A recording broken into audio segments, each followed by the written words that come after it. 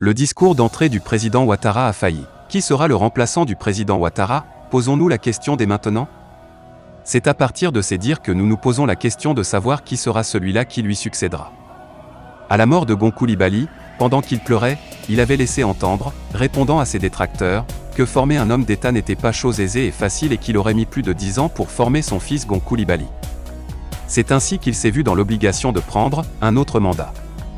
C'est dans ce même élan que tous les Ivoiriens ont cru qu'au regard des services rendus et son accointance légendaire, Ahmed Bakayoko ferait l'affaire et lui aussi, la mort l'a emporté trop tôt.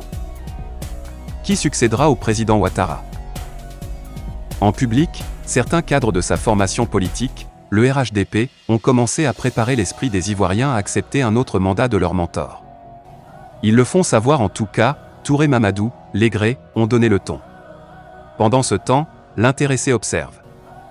Dans les journaux, il court plus vite pour annoncer son retrait de la politique, mais certains lui feront croire que sans lui le pays irait à volo. On suppose toujours en tenant compte de ces dires qu'après le décès de ses deux premiers ministres, il a eu le temps de former plusieurs au lieu d'un seul pour l'obliger à revenir encore sur sa décision. Si le poste de Premier ministre est un passage pour devenir président de la République, donc logiquement Patrick Achi serait le dauphin de facto. Cependant, est-ce qu'il peut faire l'unanimité au sein de sa formation politique? Il est un transfuge du PDCIRDA. Son jeune frère appelé affectueusement Photocopie, pour leur ressemblance, se remue dans l'antichambre pour tenter cette aventure. Il communique, mais les Ivoiriens ne le voient pas en seigneur. Il assume des hautes fonctions de la sécurité et de la défense, mais est-ce que ça sera suffisant?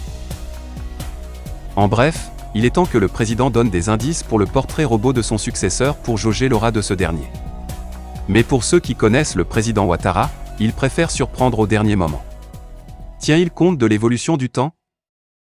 Comme il nous le faisait remarquer, un observateur de la vie sociopolitique ivoirienne, il ne faudrait que le président Ouattara tarde à montrer son remplaçant, car si les deux grandes têtes de pont de la politique ivoirienne se mettaient ensemble, Gbagbo et Bédié, et que les élections se passent bien, il sera difficile à Ouattara de les battre.